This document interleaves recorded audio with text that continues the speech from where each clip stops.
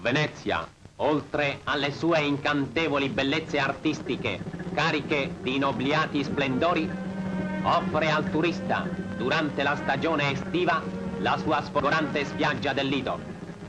A soli 20 minuti dalla riva degli Schiavoni si raggiunge con il vaporino questo magnifico scenario in faccia all'Adriatico, meta oggi di numerosissimi bagnanti e centro per la sua mostra internazionale delle attività che concorrono alla produzione e al commercio cinematografico.